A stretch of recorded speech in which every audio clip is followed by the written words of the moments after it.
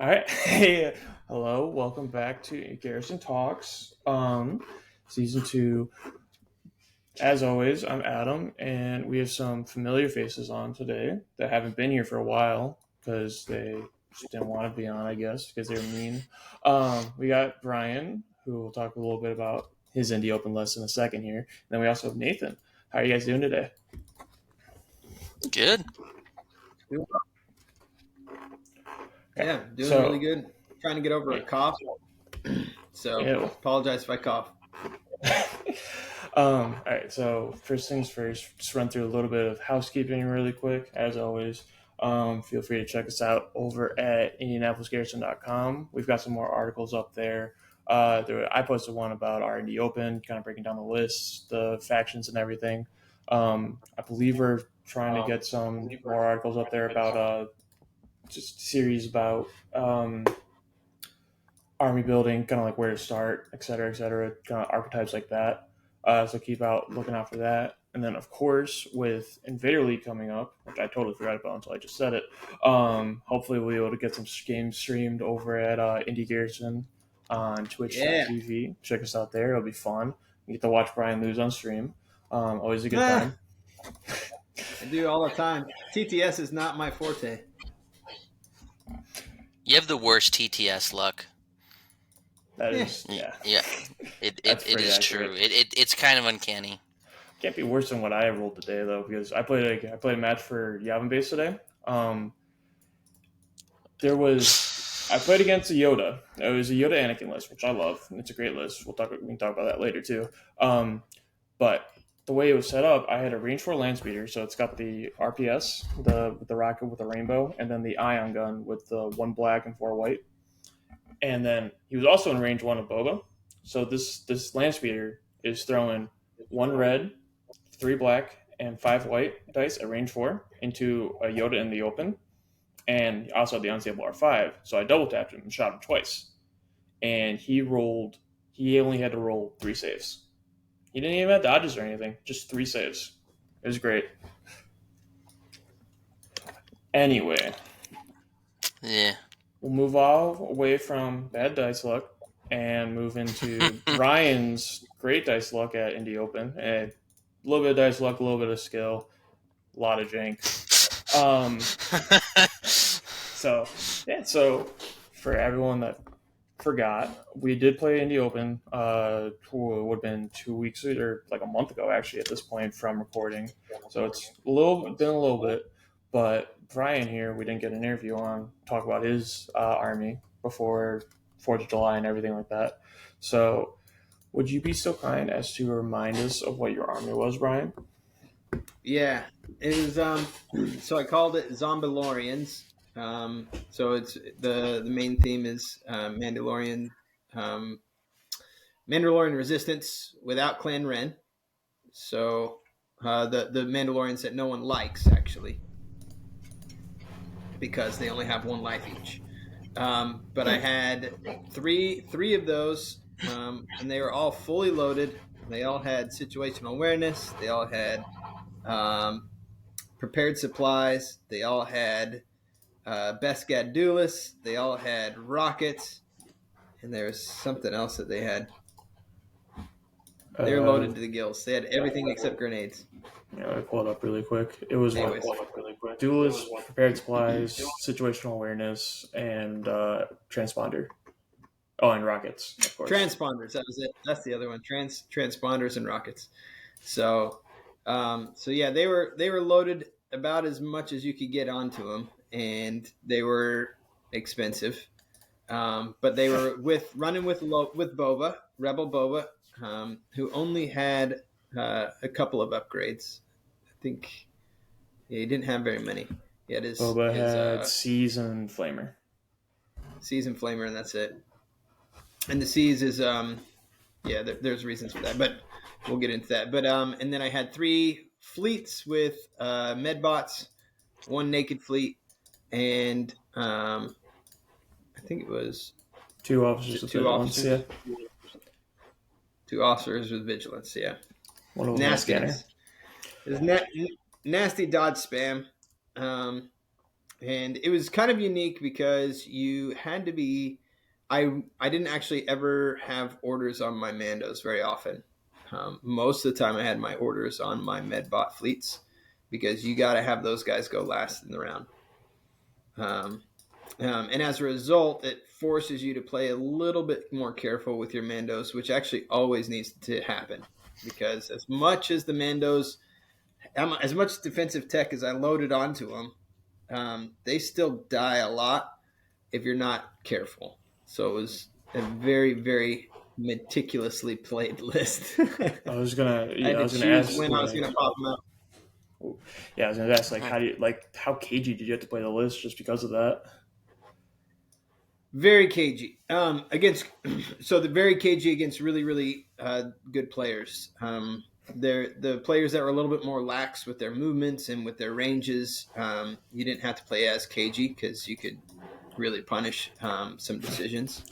But with smart players, though, you have to play incredibly cagey because they've got all those things down to a science, and they're ready Yeah.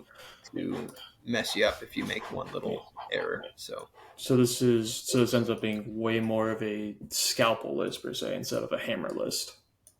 exactly. So it looks on paper like it's a hammer list, like you're going to come out and just throw a bunch of rockets round one and then just clean up. But that's not how it's played in a highly competitive format.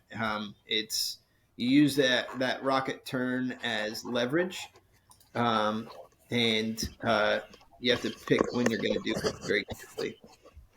So Yeah, that was, that um, was I say like out of I'm just looking on a back poor through turn like zero, oops sorry. go ahead. I was gonna say looking through like the top 12, 10, 12 players. Um, even with you going 6-0 and playing an extra game than everyone else, you still had the least points defeated with this list, which is kind of surprising. I'll be real. Yeah, yeah, it was really surprising. There was a few things that I was a little bit worried about, but that I had to be prepared for. Some of my game plans for the really popular lists, like for Blizzard, would be to nuke some bikes really quickly and then get to a safe position and kind of wait out Vader and then swarm him with some Mandos later. That was my game plan against Blizzard. If I could do that carefully, the tables were favorable because they had good line of sight blocking, good open areas, good places to move. I felt like the tables were really well balanced. They weren't overly open, which really would have hurt my list a lot. But they weren't super. Some of them were more dense than others, but I it was beneficial for me, and I liked having line of sight blocking. Line of Yeah, sight blocking terrain, I tends think, to is help. important for the game. So yeah. And for Dark Troopers, my game plan was to try to nuke them at range 4 because most Dark Trooper lists don't have a whole lot of dangerous return fire at range 4. There is some range 4 return fire with some Dark Trooper lists, just not ones that I'm super scared of. And so I'd be comfortable hitting a Dark Trooper list at range 4 with a bunch of rockets, followed up with a Boba rocket fairly early on, and then the other if it's a double Dark Trooper list, then I would just engage him with a Mando squad and just dodge standby with them and just keep him occupied for 3 rounds. Yeah, I would say like you're even with them being Mandos not being melee units per se. I was watching a couple of your games, and you were pretty happy getting in melee. I felt like, especially because like they're just so tanky. Mm-hmm. And the duelist is giving you that immune pierce and pierce one in melee because you're getting the duelist keyword. Um, so it did surprise me how much you were actually getting in melee. The Mandos, they're actually their average damage output in melee, even before you factor in Pierce, is almost exactly the same as their range 2 gun output. And the melee is not going to have cover.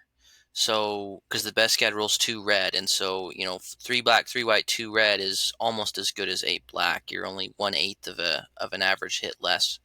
And like I say, you're usually these days shooting into cover of some kind. So yeah, melee is a very good place to be with Mandos.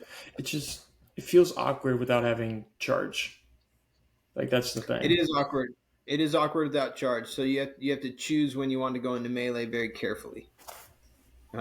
And so there's one game. There's a couple games where my Mandos had an objective and needed to be safe, and melee was the best option. And so double moving into a non-dangerous unit, or moving once into a non-dangerous unit and standing by, if they didn't have a force user, was definitely the right call. Or even if they had a force user that was further than range one away, because like there's just like a number of things that you could do to be Yeah. careful. But yeah. Do you think this is a list you're going to run again and kind of play more of? I don't do a very good job of running a list and winning a tournament and then running that list again. I don't do that. I don't know why. I just don't. But Brian is a mad scientist. If he doesn't have another test tube with another chemical that he's pouring in to create some wacky new list, he's unhappy. So This is true. So he's got his win. He's now knowing Brian, right? You're gonna need You're gonna need to come up with another idea, and winning a second tournament with the same list, it's no good. It's not exciting to me. Yeah. So. Yeah. No, Yeah. I have some hot takes on that actually. So I don't know if you want them. I mean, Hot takes. Hot takes.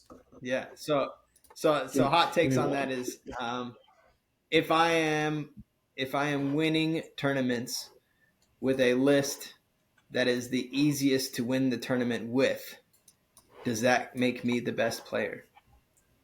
My answer is no. See, yes and no. I kind of agree with this because it's like the idea is like if you're playing an easy list, like I would say Blizzard has a bit more of a skill than like something like Bubble Double Darks. So like I do agree with that, but there's still like the general game knowledge and game sense of being able to properly execute a list like that. Because like for example, at Indy Open there were 3 lists with double or triple darks, and none of them had a winning record. So it's a lot about knowing how to use your tools as well as building the list, whether it's easy or not. So I think it goes both ways, but I do agree a bit. I think at the top level of competitive play, which we can call that tournament winning level, right? Certainly if you're playing in the finals at a tournament with 48 people, this is the kind of level that we're talking about. But I think at that level, everyone is bringing good lists. Now you can haggle about which lists are better, and certainly there's matchups that favor each other and things like that. Once you get to a certain level, I think a lot of those list differences even out. And so, playing with an easy list, I'm not sure there is an easy list at that level. I mean, we've seen, obviously there's meta and there's what's popular, and certainly some lists like pre-nerf Dark Troopers were extremely efficient, especially with things like the Guardian Loophole and stuff like that, right? And I'm not going to pretend that's not a thing. But yeah, I don't think there's such a thing as an easy list at the highest level, even if you're net decking. Even if someone to take your list, Brian, and copy it exactly and bring it to another tournament, right? There's at that top level, it doesn't matter. You have to play well no matter what you're bringing. I will also say that I think it's a form of skill expression in itself of making a list that's simple or complex to play. In that, if you can make a list that's like tournament winning, with that is pretty simple to play, i.e., Dark Troopers and Boba, I think that's kind of a form of skill expression in itself.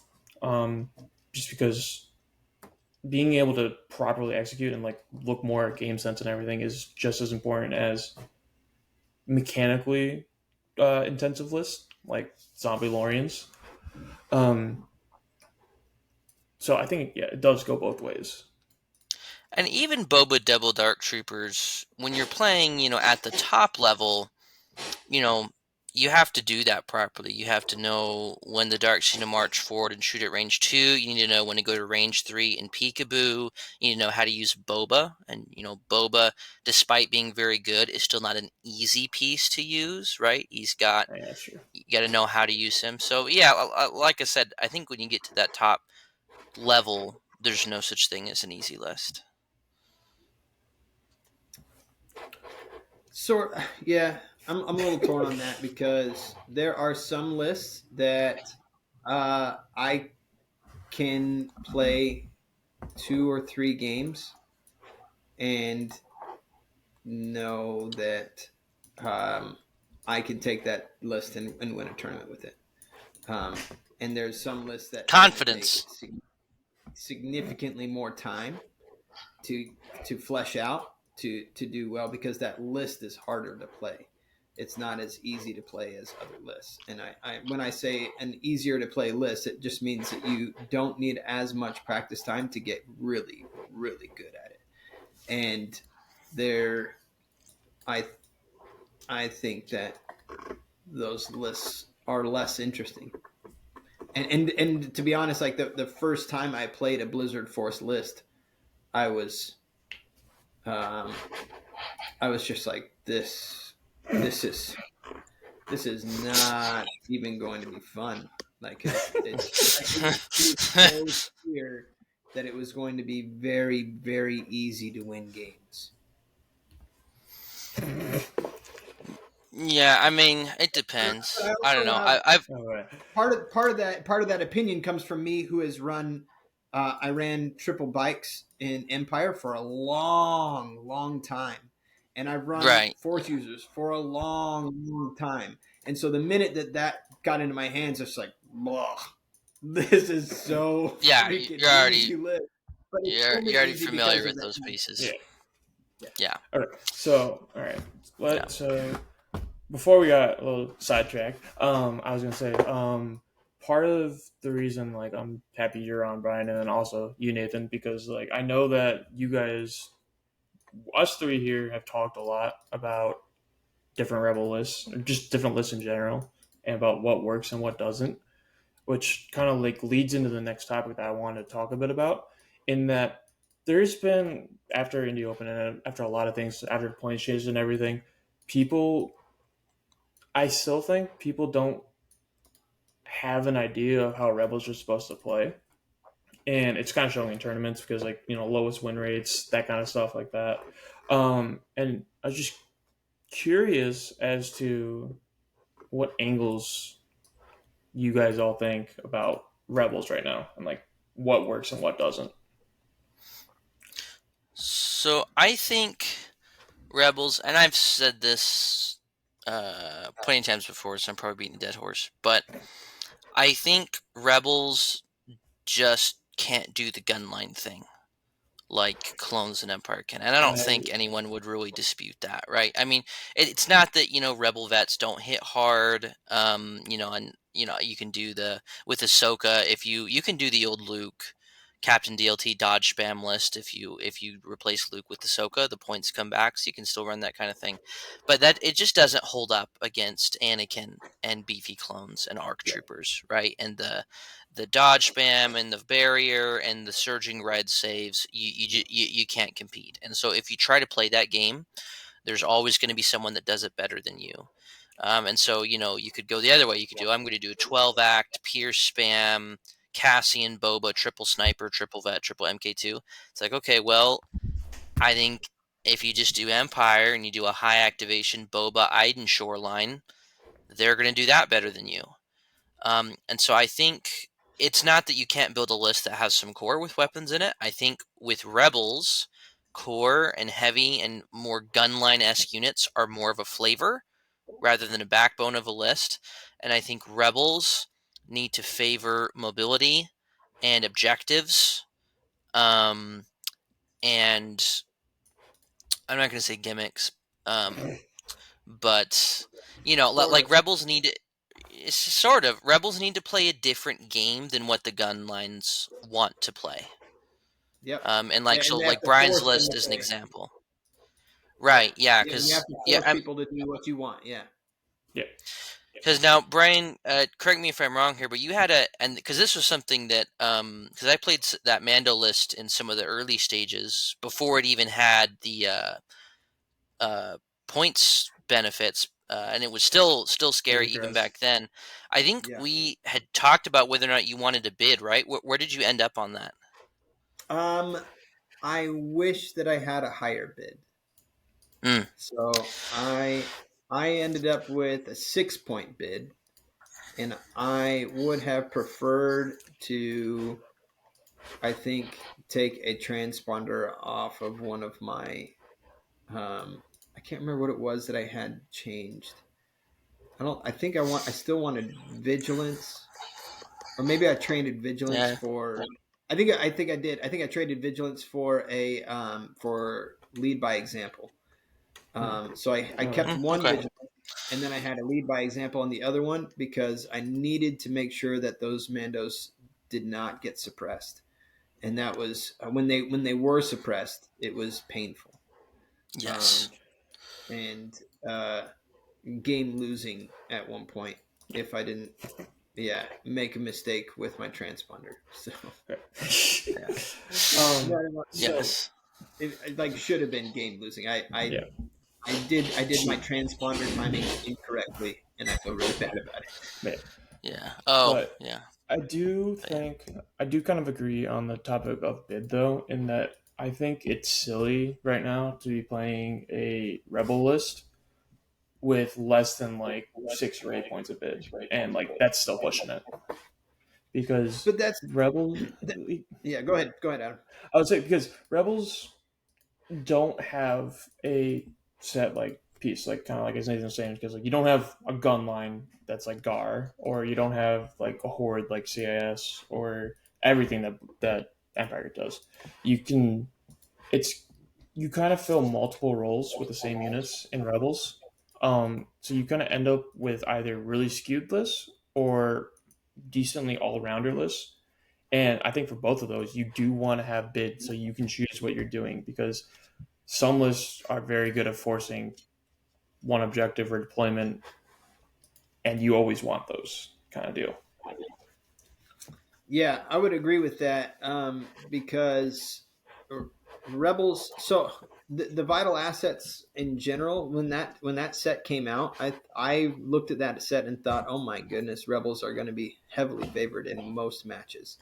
Um, and some of that favoring has come down with the recent changes between blue and red player and tiebreakers and things like that. But in general, rebels just really, really love a lot of those things in the vital assets, in combination with the things that they loved from the original, right? From the original set of the battle deck.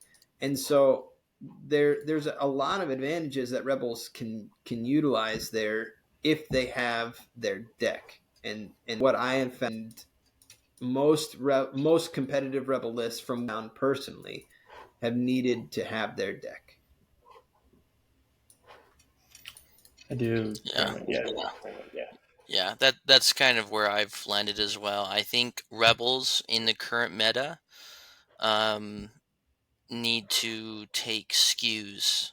Um, and when you're taking a skew, you need to bid because that means you're trying to do like one kind of wacky thing and do that wacky thing really well. So you need your objectives and you need your deployments. And you're All right. Yeah. Well, here. So I guess following that up, then, what when you're saying like skews and stuff, like what are some like kind of like archetypes, kind of units that you're thinking for some things, like a couple examples. I think land speeders are underutilized right now, because especially with the point drop. Like land speeders are a cheap, excellent flanking tool, that also needs to be used as a scalpel, not as a hammer, but is really, really great for for rooting out those strike teams that are becoming more and more popular now again. Um, and so land speeders and flanking tools. I think rebels can utilize. I've seen rebels utilize what are the swoop bikes really effectively. Um, the rebel busters. Swoops? You Yeah. should probably expand on that a bit. I've not seen swoops used Yeah. well. You Well, haven't? not you. I won't say I haven't seen them used well. I have not seen them used. Uh, I've seen them played by good players, but the swoops just sucked. So they didn't do anything. That's what I've seen. I've been Um, in the same boat there. I think swoops do suck against a lot of things, but they're fantastic against strike teams. Like really good, especially because you can get really high activation rebel lists with them. I was like, but then like, but why are you strike teams bringing? are I was like, strike why are teams you are worth less bringing? points. So if Yeah, you're but they sending a kill. swoop after a strike, you're gonna lose the swoop, and Well, that's not a good usually trade you for a send them after strike. multiple strikes, Yeah, But like and at the you same can mouse time, first. maybe, maybe. is a swoop bike better than like a land speeder, for example, in the same kind of list? And like because like the other thing you could is you're bringing if you're bringing in swoops, you're not able to bring your tawns or your FDs. And I think that's whereas with the land speeder, it's kind of best in slot right now for that heavy roll. I would agree. Like Yeah, so, yeah. I know this I've is. seen swoops Oh, go ahead. effective.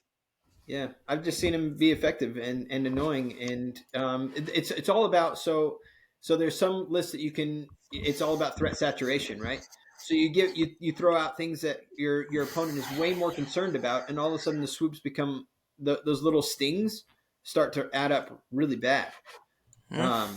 So Yeah. Well, there's your next challenge, Brian. I would love to be proven wrong on this. Your next tournament, bring a swoop list and take the W again. There's your challenge. I would be very excited by this.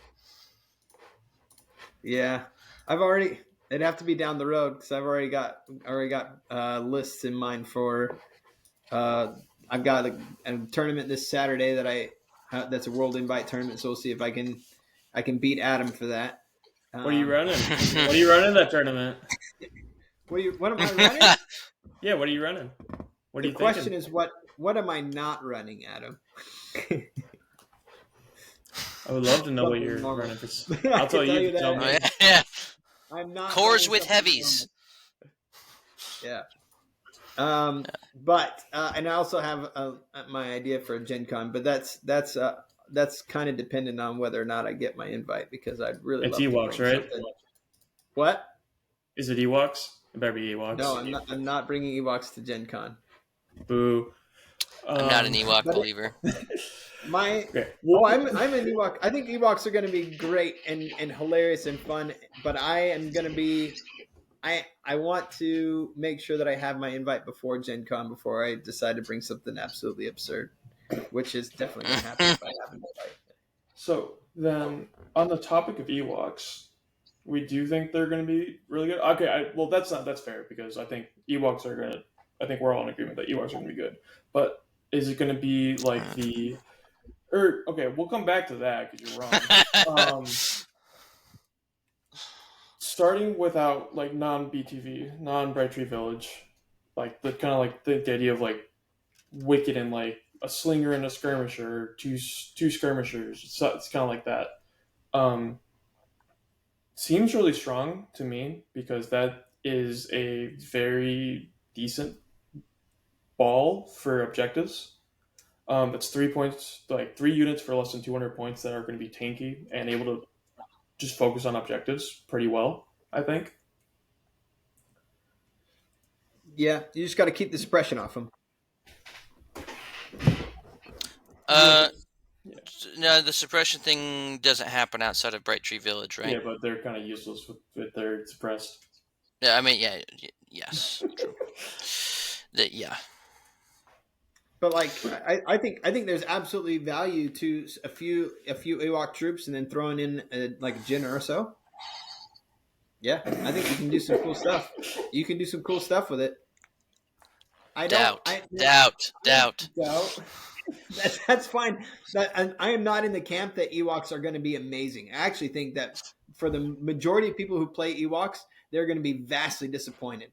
I think there's going to be a select few who can take them to the max and make them I will say horrifying. that I do And think I am Right excited Tree for that. Village with like Han and Leia, and then you can do Logray and Wicket, and then like Chewie. You can fit in a bunch of Ewok skirmishers, maybe a couple SX troopers or DLT troopers and everything, and you're able to get 11, 12x with an ATSC that's shooting twice in and around. You got Han still. You have just a ton of threat saturation, and you're just it seems really really gross on paper. How does the ATSD shoot twice around? Brains and Brown because you got Leia Just for that one. for the one round. Yeah, So, for the one round. I got you. Right. Yeah, so Brains of Brawn with Leia because you're adding Chewie's weapon to the pool. Yeah. So essentially, the ATSC you're shooting twice because you're only adding in the double rainbow from the gun, but you're also getting Leia's Leia and free Pierce. blast and Pierce and sharpshooter. So it's probably better anyway. Yeah, and with 12 activations, you can actually set that up because you can run Leia out aggressively at the end of the round, so that she's close enough to actually shoot. Leia probably dies right after that, but maybe you take out something bigger than her with that shot, which is not unreasonable. I don't know if that's particularly true either because if you bring in Wicket as well and you give her a beautiful friendship, she's still getting a dodge as well from Wicket that round, and so light cover or heavy cover with a dodge. Yeah, she's got white saves. It can, depends. So the part of it is effective wounds, right? So I think if you're taking into consideration a Bright Tree Village, effective wounds can be really, really, really challenging to deal with if they have their deck. Sure. What if you go Han and Leia, like you still have the Han and Leia and everything, but for their command slots you give them Steamed Leader, and you just use the teddy bears as meat shields? Kind of interesting. I think that loses their effectiveness because they have low profile and nimble, two things that they can't use if they're rolling crappy white defense dice while they're. Ewok skirmishers don't only have low profile, so your same effectiveness if you're blocking for Han, and Leia's got nimble, so you're theoretically taking the same amount of saves no matter what between skirmishers and Han or Leia.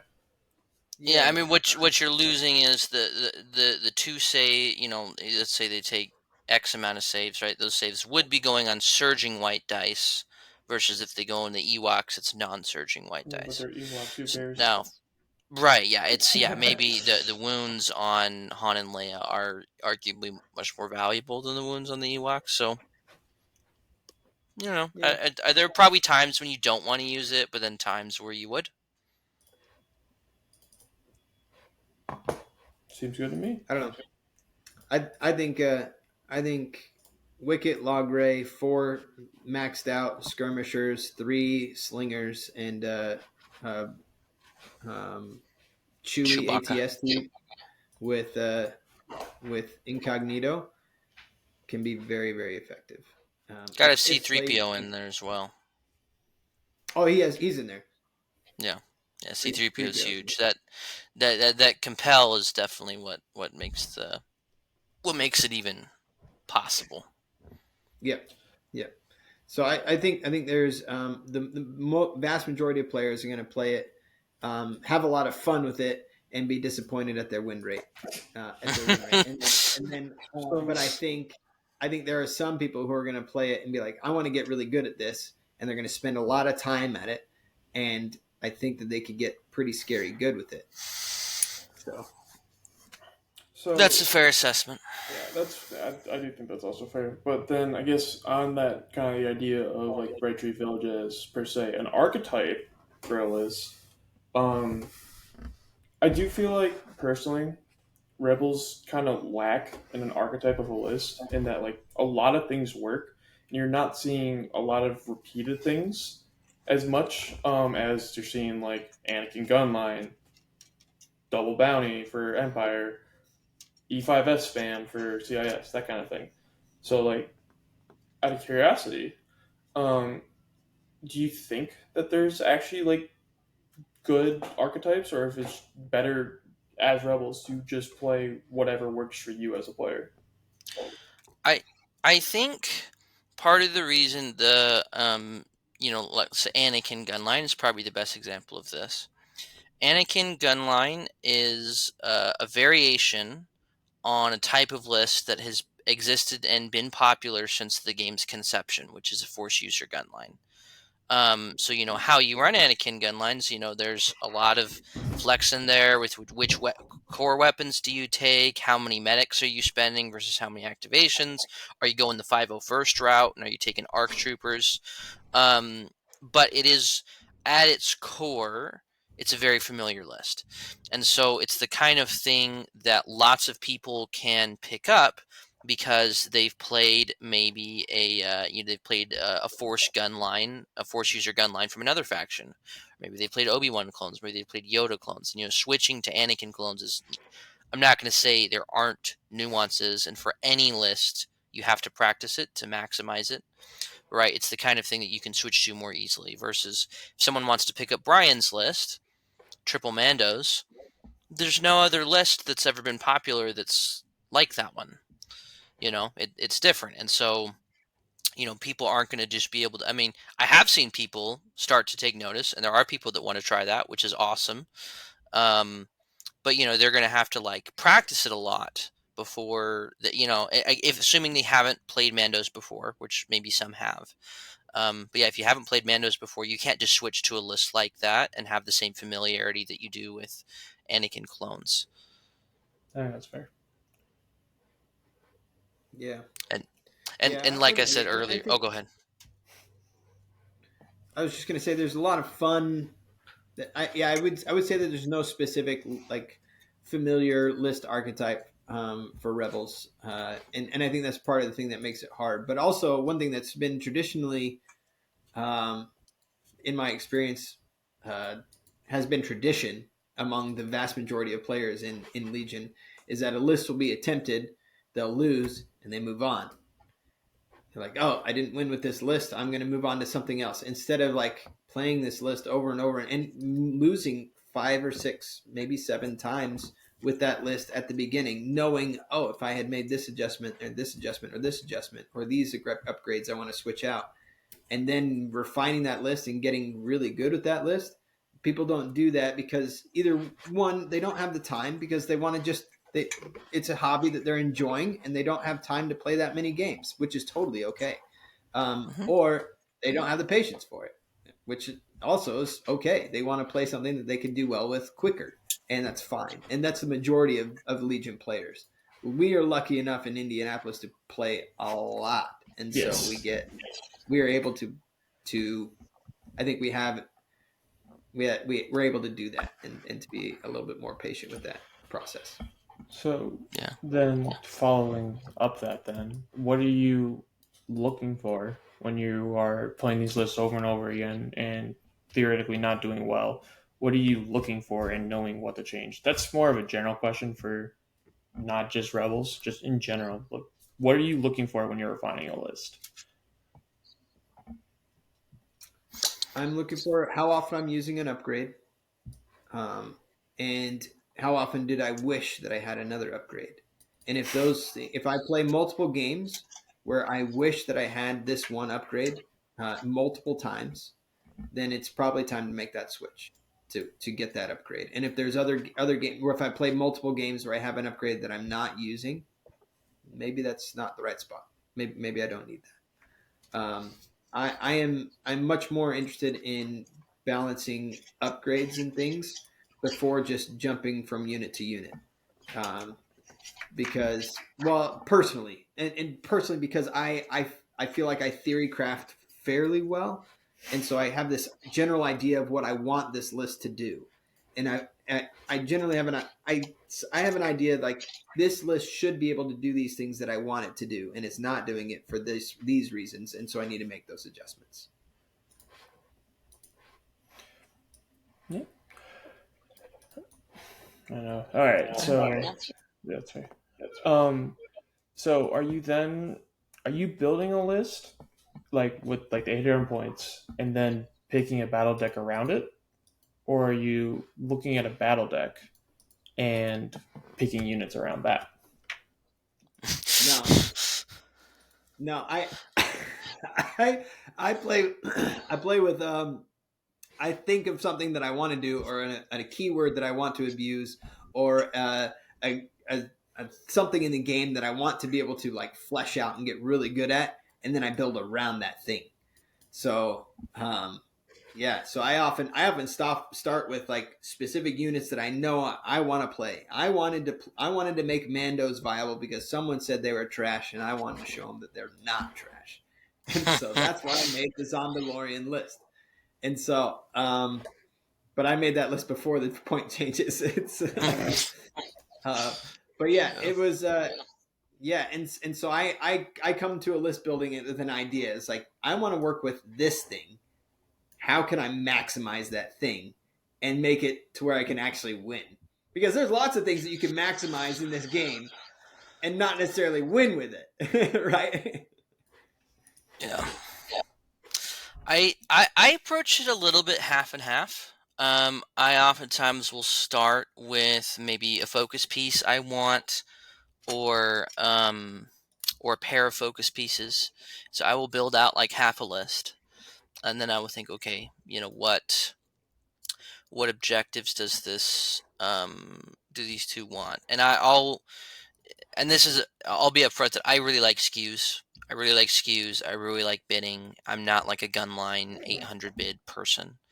And so I like building wacky combinations that work out towards specific objectives. And so I will then fill out objectives for my list. And then I really like playing objectives where where I have a lot of control, where I sort of know more or less what the game is going to look like, regardless of what my opponent's playing. And right, you only can control that so much, but like bombing run versus KP, right? If bombing run, I have a greater idea of what that game is going to look like, regardless of what my opponent's list is, versus key positions, where key positions is going to be very, very dependent on what my opponent is playing, right? And so, yeah, so I will often will pick my pieces that I want, and I'll pick out some objectives that I think they're good at, and then filling out the rest of the list or filling out the rest of the objectives first. It depends. Sometimes I go, well, I've got these objectives that I really want. This is going to be a skew. Well, I want to be able to play bombing run because, these guys aren't good at bombing run yet, but that's another objective that I like. And so then I will fill out the rest of the list with units that will allow me to compete on bombing run, or, insert whatever it is. Or maybe I'll just have the list. I like what it does. I fill it out with things that support those units, and then I look at the rest of the objectives and go, okay, well, let's throw in some more neutral objectives like intercept the transmissions, or key positions or whatever. So it kind of depends for me. I think there's plenty to work I with here from what Can you we guys just hear talked me? about with list building and everything. You guys got any extra tips? Yeah. I also, I don't know. It's interesting too that there are different. Oh, sorry. What was that, Brandon?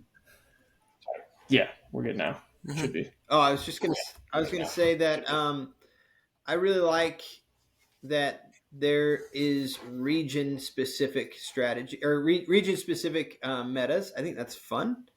I've been to tournaments where people have told me that rebels are absolutely trash on intercept transmissions, and I think that was generally accepted idea in a lot of regions. I've never found that to be the case, which is fine. What was that? I would say like intercept is one of my favorite objectives to play as rebels because I consistently feel like that's one of the strongest objectives that rebels can play. I just don't like Yeah, intercept generally. That's fair. But that's a me Wait, thing. hold on. Nathan, you love playing force users. How can you not like intercept? What is this? I just don't. I like objectives where I can get my hands on them. I like recover the supplies. I like hostage exchange. I like things where I don't have to win an attrition battle. I like taking an early lead and then using that early lead to propel me. For intercepted transmissions, you have to last till the end, and I hate lasting till the end. I want it to be done. I want my opponent to be crushed by round 4, or I want Darth Maul to be hiding in a corner with 3 boxes, and maybe the rest of my army is toast, but I don't care because I got my boxes. It's a play style thing, not an actually good thing. It's just the objectives I enjoy. I do joke about a lot of my lists in that I am doing my opponent and myself a favor by yeeting a land speeder at you with Boba in it, because by the time that Boba and the land speeder have died, hopefully some other things have died on my opponent's side. So theoretically, the game should move faster and be simpler to play because we're both down 3 to 5 units. A lot less to think about. That's funny. Well, I know we've only got 15 minutes left before Brian has to go, and not to Adam. You're the timing guy, but we still haven't talked about today's juicy news. I do want to talk about Tempest Force because we're recording this on Thursday. About 3 hours ago, they released Tempest Force, the Empire version of the Endor Battle Forces. It is print to play, which I will note right now. So I'm pretty sure you can start playing this right now. And I think, personally, it's really, really good. So I'm going to read off the special rules and army building stuff really quick. So as mentioned, it is an Empire Battle Force. First line, favorite part of this entire thing. Vehicles get Scout 2. It's good. Just in general. It's very good. There is a downside in that units that are not in command range of a friendly commander unit and do not have a comms upgrade equipped remove 1 less suppression during the remove token step. So this is essentially the same as Ewoks in Bright Tree Village. It's way more manageable, though, because if you're in command range, you're fine. So I view this as a very, very tiny limitation, personally. Right. And then the last special rule, during setup, at the start of the deploy unit step, you may set aside 1 friendly special forces or support unit, marking the unit with a condition token. When you draw an order token with a rank that matches the friendly set-aside unit, if you cannot choose a unit on the battlefield with a matching rank, you must place a set-aside unit onto the battlefield beyond range 2 of all enemy units if possible. That unit is treated as activated, and its order token is placed face down. AKA, this is rapid reinforcements in your rules. Except you can pick a bike. Which is gross. I would say allowed units, commander slot, just Imperial officer, special forces, scout troopers, no strike teams. Core is stormtroopers, support, speeder bikes. Heavies are ATST and a new phase named Major Marquand. Marquand? I don't know how to pronounce his name. I'm calling him the Major. So he's a unique unit to Tempest Force, just like heavy response units are for Blizzard Force. And then for rank requirements, which is where it matters, commander, each army must include 1 to 2 units. Special forces, each army must include 2 to 6 special forces units. Core, each army must include 1 to 3 core units. Each army may include up to 3 support units. And my favorite part of all this, heavy units. Each army may include up to 3 heavy units. Wah, wah. AKA marching chicken walkers. Now you can lose with 3 instead of 2. You're going to be so mad when I beat you tomorrow with this. All right. So we've already, before the podcast, there's been some between the 3 of us, been some discussion about this. I personally have never been super impressed with ATSTs. They're not bad. They're not like trash tier or anything. I've just felt like they've always sort of been middle of the road units. The cover rules hurt them, right? Because they have this dice pool that's somewhat. It's decently consistent. You got it's a triple rainbow. That's only gonna, you factor in the surge to hit. You're gonna average a little less than 6 hits. Now, good ATST players will oftentimes get their guys several aims. I mean, I think if you look at the, you look at the command cards for the battle force, and you got some direct options, you got link targeting array. You have ways to get aims on your ATSDs, so they can be fearsome. But the thing is, if you're taking 3 ATSDs, that is almost 600 points of your list. And it's not like Dark Troopers where they get to activate twice, right? So your 600 points of your list is going to go into these 3 shots that are all going to have heavy cover, that are, you're maybe throwing 15 saves the whole turn.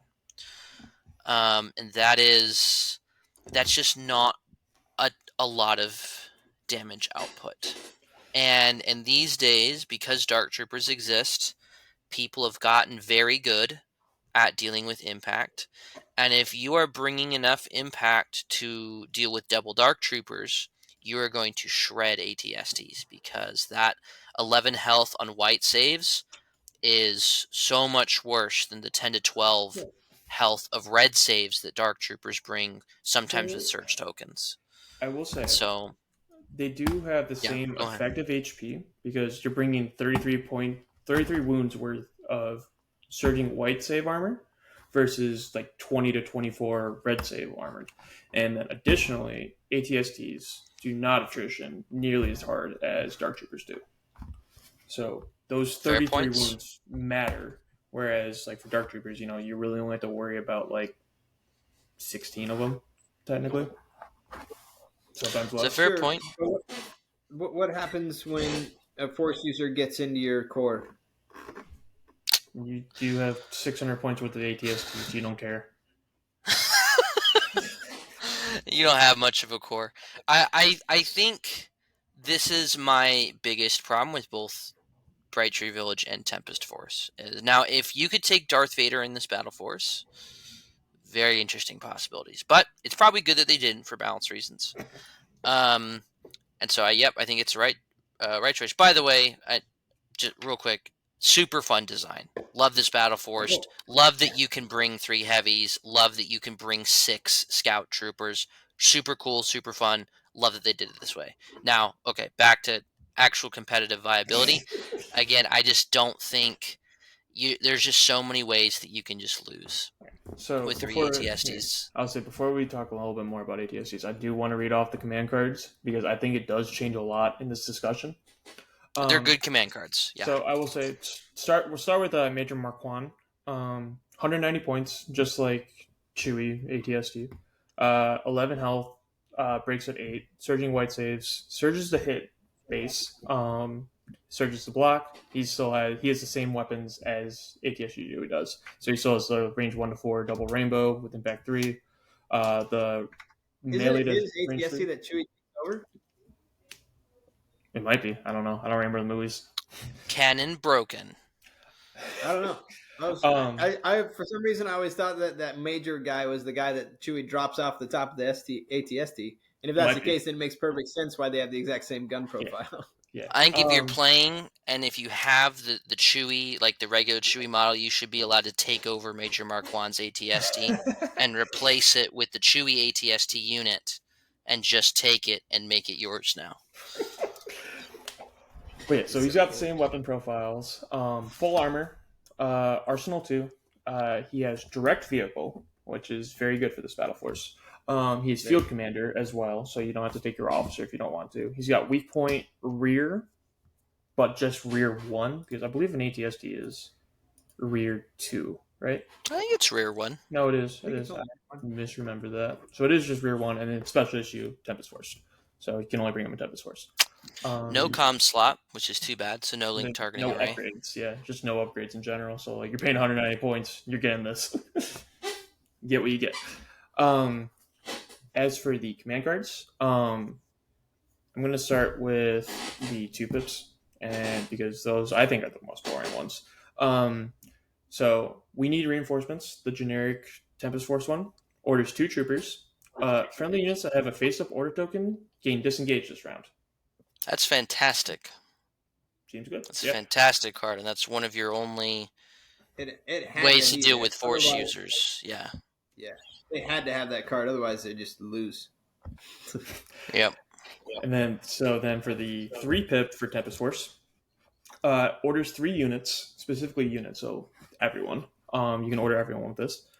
When a unit is issued an order with this card, it gains 1 aim token for each enemy unit at range 1. If it did not gain any aim tokens, it gains a standby token. So the other important thing I want to note here is the wording of link targeting array and this card. Target 1 specifically says after you're issued an order, and this card says when you're issued an order. So by gaining an aim from link targeting array, you're not screwing yourself out of a standby. I think that's an important thing to note, thing to consider. That is very good. No doubt. I think it puts the separatist invasion force 1 pip to shame. That's for sure. And then for the 1 pip, just orders 1 vehicle. Friendly units gain demoralize 1 this turn, or this round. So that's already friendly units or friendly vehicles. Friendly vehicles. So that's already good. This round, the first time a friendly vehicle with a face-up order token displaces an enemy unit during its activation, roll a white defense die for each miniature in the enemy unit. For every surge or block result, the enemy unit suffers 1 wound. Die, Ewoks. So if you can get... So this was kind of a meme that I was thinking about. You can run... If you're able to fit like 3 face-ups or 4 face-ups on like 2 bikes and like 2 ATSDs or something like that, you can run over every unit. Like, you can roll this 4 times because it's each unit, not just the first time in a round. So if you have 3 ATSDs with orders, all 3 of them get to basically run people over. It's great, I think. I'm less jazzed about that one, personally. I think if that was going to be super, super awesome, if we found out that the reckless driver was like incredible, but we found that the reckless driver is okay, and so as a result, we think we're going to be like, yeah, this is okay. Yeah, but 3 of them. Now you get 3 of them, and we saw that bikes got broken when there was an extra one. So now there's an extra one, and it's going to be broken. I will also note that over reckless driver, it does include surges as well instead of just blocks. So like you're actually doing, like if you're running over a 6-man unit, you're doing 2 wounds. So if you shoot and then move, you're dishing out a lot of damage potentially. Are you sure it triggers for every single unit? That is what the lead in Discord told me, and I don't think you can lie on the internet. So. Oh, okay. So. Yeah, it's true. So that might be it was someone from AMG that said that. It was. I think it was Avocado. Avocado.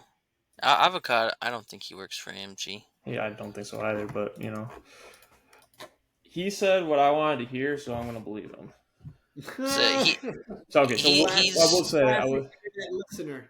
I will say that we will come back to that. But in theory, you can do it with every unit. And then I'm going to move on to the specific Major Marquand command cards. So for his 1 pip, just orders himself. During his activation, Major Marquand may reduce his speed by 1 to a minimum of 1. Major Marquand gains Tactical 1 this round, and his weapons gain Suppressive this round. This is Tac Strike for an ATSD, which is great. He doesn't have Steady or Relentless. It's basically just an extra aim. That was a difference. It is okay. It is an extra name. I don't know why I didn't think of that. Still decent. Still a good 1 pip. It's decent. It's not bad. I mean, no one's going to complain about a free aim token. We'll move on to the 3 pip then. Orders 3 vehicles. When another friendly vehicle begins its activation at range 1 in Major Marquand, it may choose one of the following effects. If it is in his front arc, it gains a dodge token. If it's in his side arc, either one, it gains an aim token. If it's in his rear arc, it may perform a speed 1 move. You have to choose one of those 3, depending on what arc you're in. Which seems good. It seems really, free really tokens good. Are very good. Free tokens are a free move with an ATSD. Yeah, or free aims on bikes. Yeah, like a lot of free tokens. This is like a great round 1 card to play. because you're just passing out tokens and getting position and everything. All right, and then we'll finish off with this 2-pip. At the start of Major Makwan's activation, each other friendly vehicle unit within or at range 1 of him may perform a free pivot move. Then they may make a free speed 1 move. That is extremely good. Which is very scary good. Yeah, that's extremely good for bikes. Getting free pivots and free moves. So, question here: Do you use that instead of pin down though? I think you go pin. I think you cut. We need reinforcements for pin down because in the list that you're running it in, your focus is going to be on those ATSDs anyway. And I think a competent player with this that has practice with it doesn't need to worry about getting engaged with their infantry because you can't move their ATSDs anymore. So these are 3 big fat line of sight movement blocking walkers. So that's what I would do personally. Actually, and so they can be moved through, or they can be jumped over by. They can be jumped over. That's it. That is it. See, you can move through them, but like if a Jedi is killing your core as an ATSD, as a triple ATSD list, I don't think you care. Straight up. Depends on the objective. Well, I think so. I'll just say, for example, right now, because we're talking triple ATSD, and it's my favorite list from this so far. You can make like a 14-point bid with Major Mark 1, 2 ATSDs with the Hammer's pilot and their laser cannon. You've got 2. It was either 2 or it was 3 scout troopers, and then 2 storms. I believe they both had no, it was I cut the medbots or repair bots for transponders on the scouts.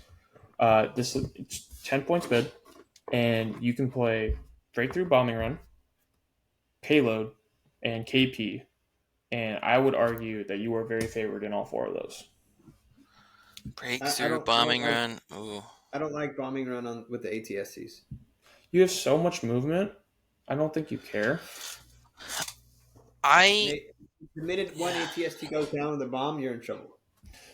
It's not hard to kill one ATST of 3. Yeah. But they're so. I'm pretty sure you can score round 1 with this army with an ATST. So like, if one's gonna go down, you can just eat it. I don't think you can only blow 1 bomb at a time. You can score 1 round. I don't know of a list that can deal with 2 ATSCs in 1 round.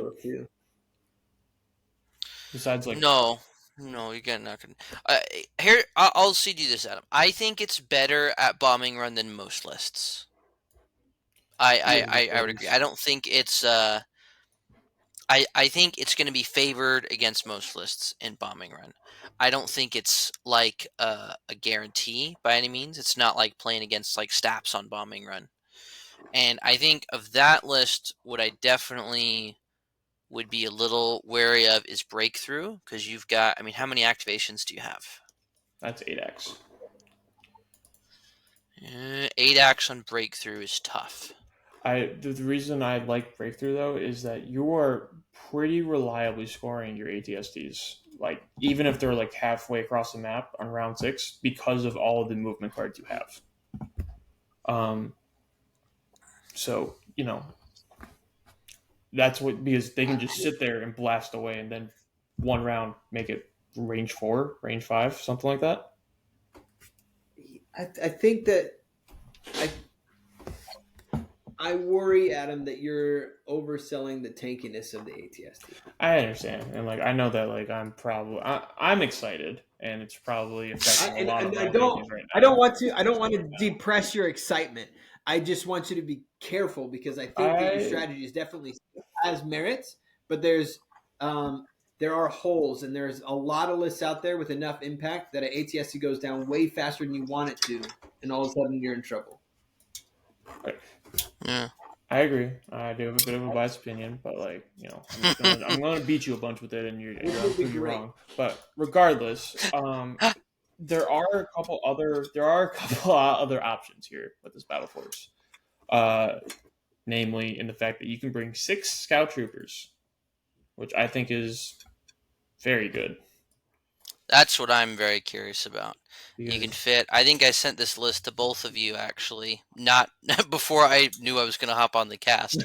But you can do 6 full scouts with snipers, Becky, and a Storm with like an RTC 97, the range 4 gun, and 3 bikes. So 11 activations, 6 high velocity snipers, 3 bikes, and a core with a range 4 heavy. That seems it's pretty very solid. But like also, it's very interesting, I think. I that will list does say though, that makes me nervous.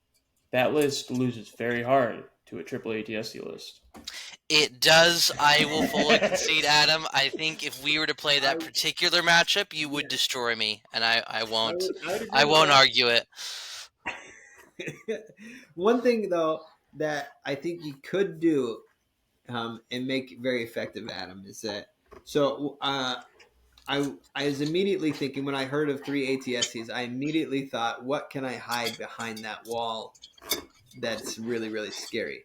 And fortunately, there's nothing that's like overly crazy. Like you can't take Black Suns in it, right? But what you can take is you can take a crap load of scout troopers with frag grenades and a sniper, and you could just run them behind that wall and pop them out and snipe and shoot stuff. But the problem is that the problem with that is that snipers or the scout troopers, if not covered, are still quite vulnerable units, like really vulnerable. And so you got to be real careful, even with the 6 scouts. Yeah.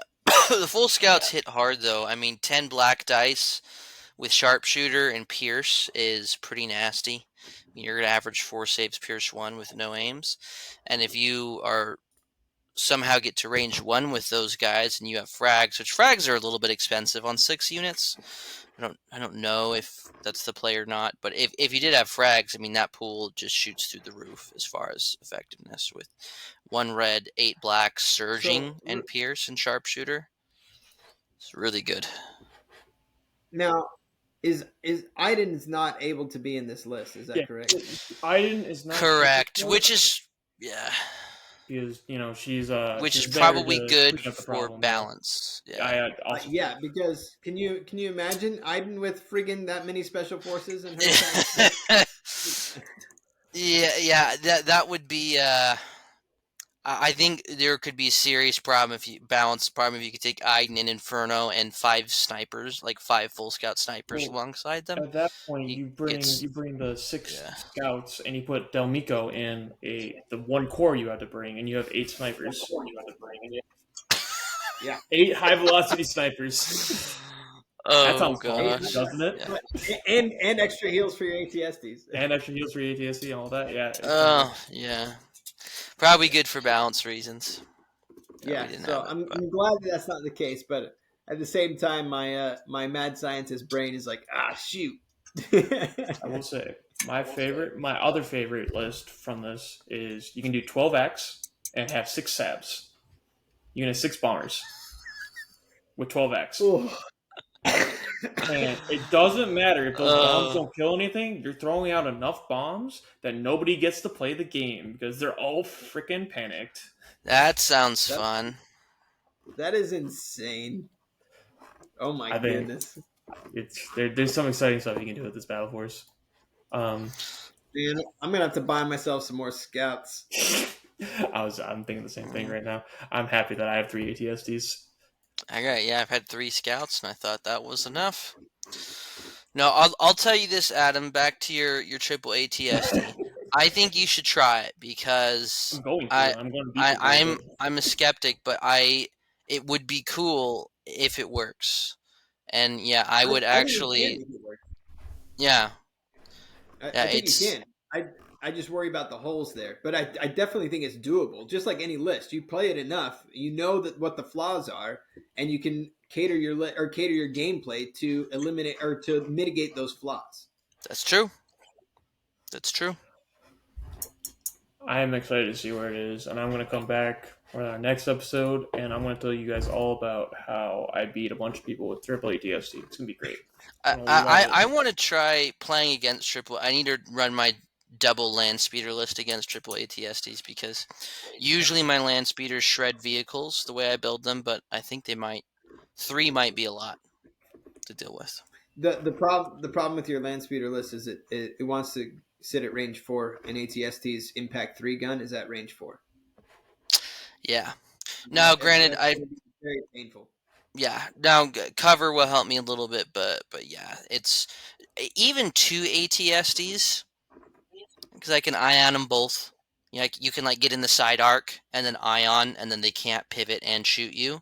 So if you got two ATSTs versus 2 land speeders, you can do it. But 3 is a little tricky. So I want to try that matchup, Adam. I have 2 command cards that say, "Screw you! I'm going to turn and shoot at you." So there is that. You have to consider that. There's that too. All right. Well, do we have any other? We're at hour 10 minutes, hour 11 minutes. Do we have any other closing remarks? Anything else, gentlemen? No, I'm stoked to see all this new stuff. I like seeing new stuff. I like seeing new ideas. I'm one of those guys that I don't like when everyone starts playing similar lists. That's less fun to me, which is why I come up with some weird stuff. But I'm excited to see all this new stuff on the table because some of my hot takes that I think are right could be very wrong, and some of the things that I like that. I think that's fun. It's a fun experiment to run. I think Invader League is going to be really fun this year because it's going to be the trial run for Ewoks and Tempest Force, and we're going to have it's going to be so fun. I will fully say that depending on how tonight goes, because I'm playing this tonight. I'm going to one of our stores here. I'm playing this because I really, really want to. Do you have 3 ATSTs? I do have 3 ATSTs. Oh, I've got 1, 2. I got Terry and Barry, and then we got Mary, the mom. So is Major Marquand Mary? Yes. Is that his? Yeah.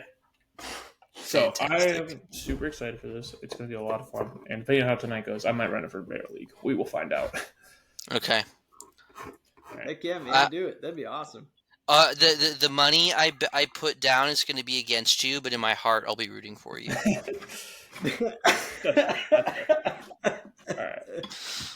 I do have a fun piece of life advice that I want to close this out on.